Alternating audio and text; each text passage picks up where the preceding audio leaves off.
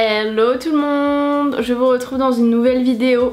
Je suis trop contente de vous retrouver aujourd'hui. En plus regardez, je suis allée chez le coiffeur ce matin, je kiffe. Je sais pas si on verra bien, mais je vous invite à aller voir sur Insta, c'est là où vous verrez le mieux. Et aujourd'hui je filme dans un endroit où je me pose jamais ici et je trouve qu'en fait c'est cool. On est bien là, non? Je suis assise sur ma table basse, tout va bien. J'ai mis un rouge à lèvres d'automne parce qu'aujourd'hui nous sommes le 1er septembre. Donc voilà. Aujourd'hui je reviens dans la vidéo sur le stérilet. Depuis que j'ai fait mon vlog où je vous expliquais la pose du stérilet, vous me demandez tout le temps tu peux faire la vidéo sur le stérilet, tu peux faire la vidéo, parce que j'ai juste expliqué la pose. Donc n'hésitez pas à cliquer sur le petit qui est juste ici. Je vous ai fait une vidéo sur les différentes contraceptions, donc vraiment je vous parle de un peu toutes les contraceptions.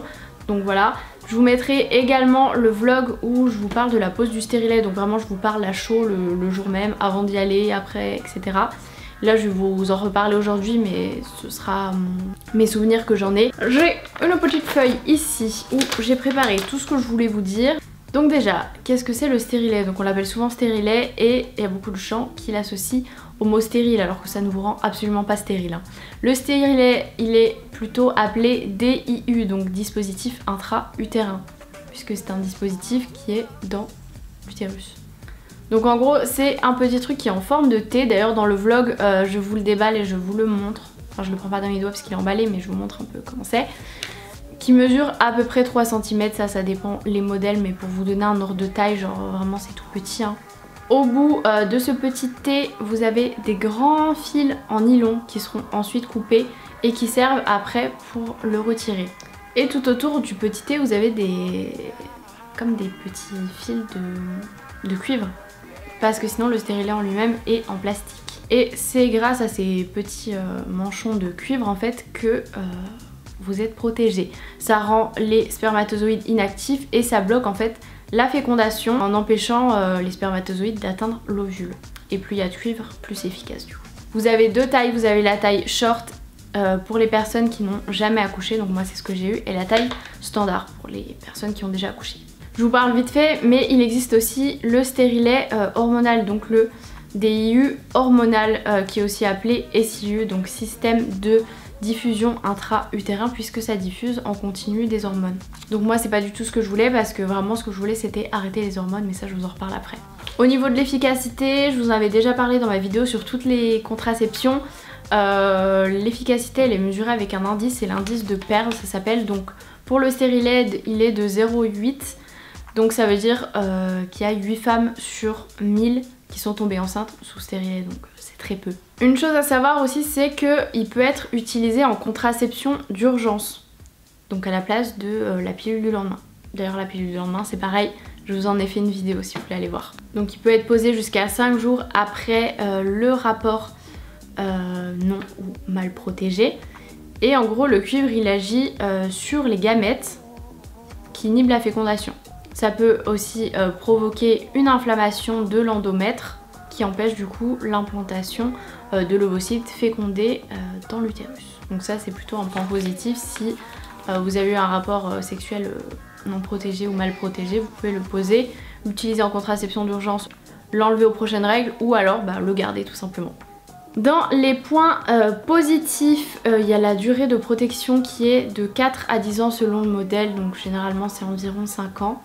En tout cas moi c'est ce que m'a dit ma sage-femme. C'est assez simple parce que vous avez à le poser une fois, faire des vérifications, donc moi il y avait une vérification à 3 mois et après je crois que c'est tous les ans. Mais vous n'avez pas de contraintes quotidiennes genre comme la pilule. Vous n'avez pas besoin d'avoir quelque chose sur vous, genre un préservatif.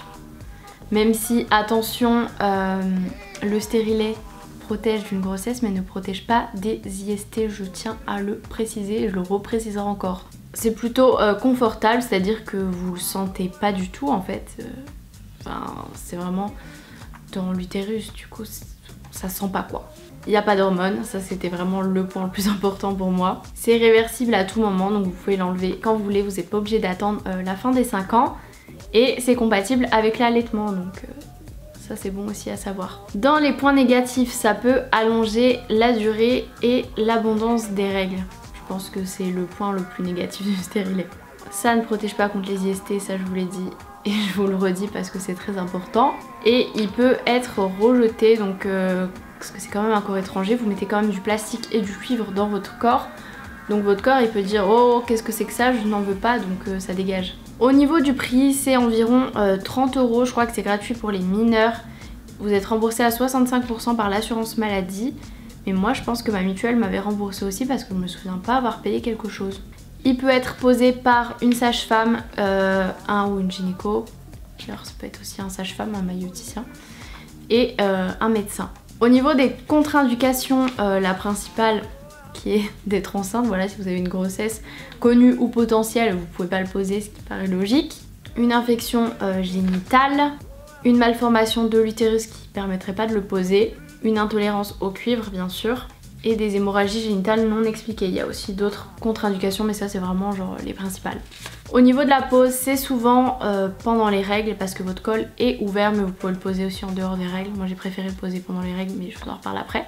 Vous pouvez prendre des antalgiques avant la pose, donc qui sera prescrite pendant la première séance avec votre sage-femme, gynéco, voilà.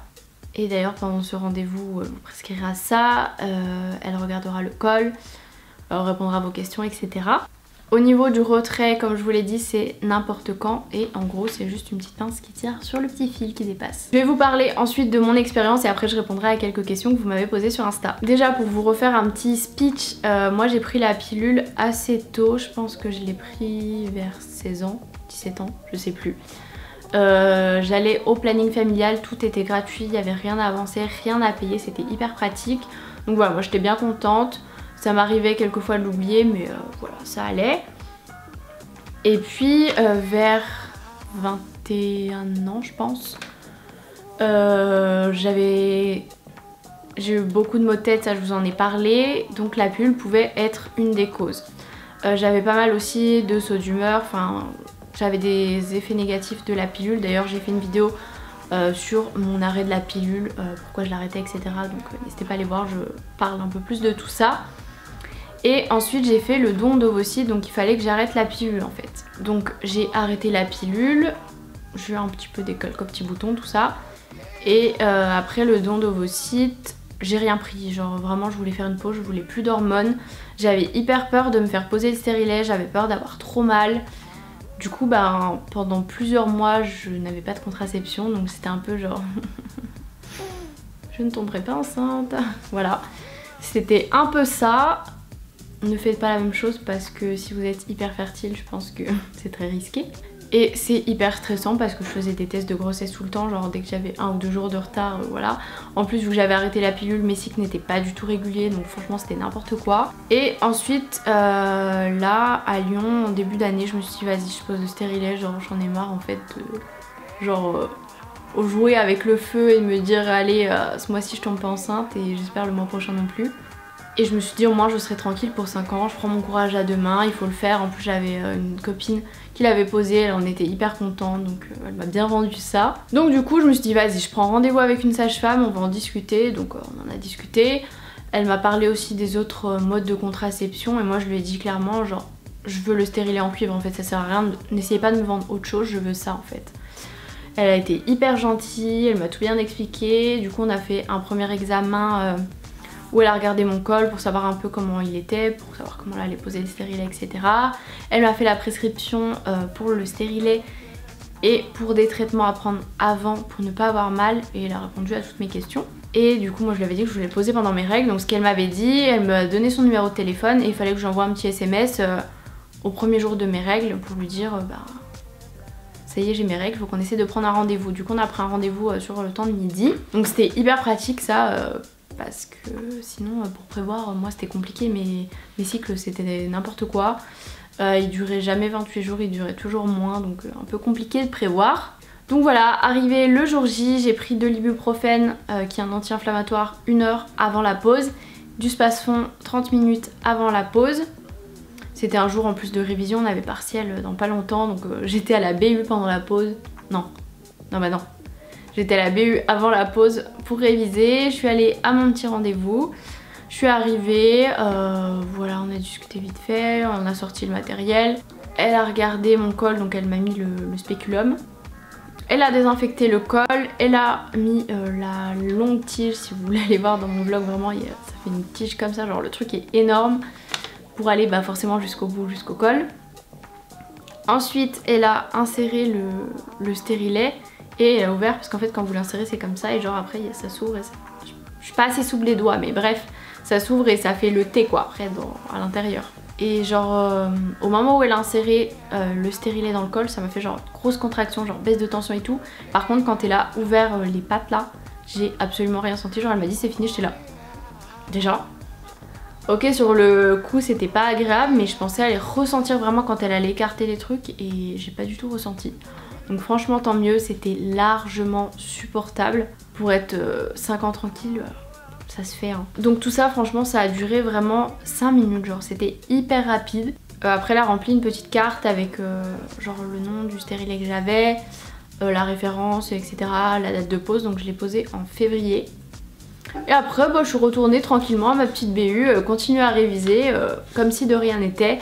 J'avais un petit peu mal au ventre mais un peu comme une petite douleur de règles, genre c'était vraiment supportable. Et voilà c'était fait quoi. Ensuite après, le cycle d'après j'ai eu mes règles à peu près normalement, enfin vu que mes cycles étaient pas hyper réguliers, c'était toujours à peu près pareil entre 21 et 25 jours.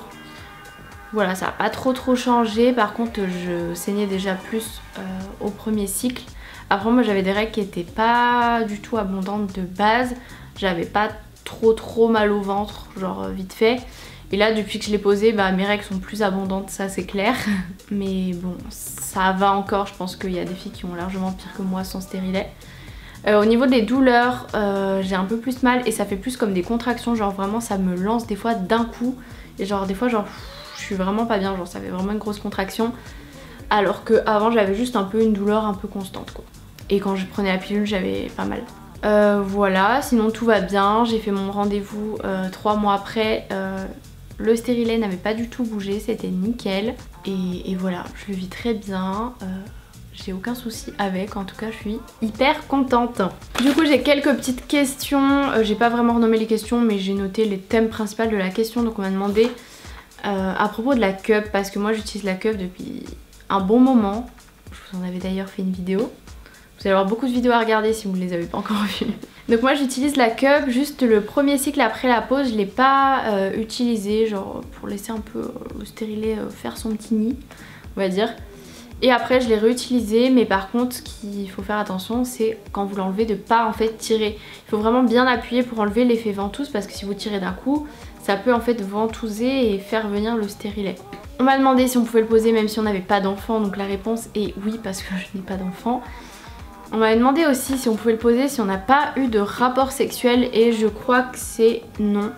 Il me semble qu'il faut avoir au moins eu un rapport sexuel et je comprends pas trop l'intérêt en fait de vouloir le poser si vous n'avez pas eu de rapport sexuel et si vous en avez pas en fait. Parce que c'est vraiment, ça sert qu'à ça en fait, c'est vraiment qu'une contraception. Donc je vois pas trop l'intérêt en fait.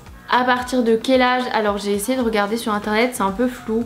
Aux États-Unis ils disent que c'est à partir de 15 ans et que ce serait sûrement pareil en France, mais à partir de quel âge, je pense surtout que ça dépend des médecins. Parce que c'est pareil, il y a des médecins qui ne voudront pas vous les poser si vous êtes trop jeune. Ah bah justement la question d'après, mon gynéco refuse car je suis trop jeune, que faire? Eh bien change tout de suite de gynéco, parce qu'il y a beaucoup de gynéco, de sages-femmes, pas trop de sages-femmes, plus de gynéco je pense, qui refusent parce que vous n'avez pas eu d'enfant et qui disent bah non c'est impossible, changez en fait. Il faut que eux se remettent à jour parce que c'est possible de poser sur des femmes qui n'ont pas eu d'enfant, voilà. Si vous voulez vous en poser, c'est que vous voulez pas d'enfant maintenant, donc bref c'est pas très logique. On m'a demandé si ça avait changé la qualité de ma peau, si j'avais plus de boutons, alors pas plus que quand j'ai arrêté la pilule. Dès que j'ai arrêté la pilule j'ai eu pas mal de boutons qui sont revenus et puis c'est un peu passé. Bon là en ce moment j'en ai pas mal là à cause du masque, mais ça c'est autre chose. Mais sinon non, ça n'a pas aggravé mes boutons. On m'a demandé si c'était possible en premier contraceptif et la réponse est bien sûr oui. On m'a demandé si ça faisait des douleurs pendant ou après le rapport et non. Et si votre partenaire sent les fils, c'est pas normal, c'est que faut que votre médecin, gynéco ou sage-femme les recoupe. Et dernière question, une question qui m'a fait un peu sourire, on m'a demandé comment faut-il s'épiler pendant la pause. Alors il n'y a pas de il faut, genre tu t'épiles comme tu veux, tu t'épiles pas si tu veux. Les sages-femmes, les gynécos, clairement ils envoient toute la journée, donc des poils, des sans poils, avec un peu de poils, des... Franchement, clairement, on s'en fiche, genre ils sont là pour faire leur taf. C'est comme moi quand j'étais en stage et que je devais laver des personnes, notamment du coup par exemple des femmes, qu'elles soient épilées ou pas, clairement on n'est pas là pour regarder ça et pour juger ça, genre c'est notre métier, on voit des gens genre nus et on s'en fiche quoi. Donc franchement vous prenez pas la tête pour ça. Je suis la première à dire ça alors que pour tous mes rendez-vous comme ça, genre j'étais épilée. Bon après je fais l'épilation laser donc ça aide aussi un peu. Donc voilà pour cette vidéo, je pense que j'ai répondu à pas mal de vos questions. Si vous avez encore d'autres questions, n'hésitez pas à les poser dans les commentaires, j'essaierai d'y répondre. N'hésitez pas à aller voir les autres vidéos si vous voulez compléter un peu les choses que j'ai dit dans cette vidéo. Je vous fais de très gros bisous et je vous dis à plus tard pour une prochaine vidéo.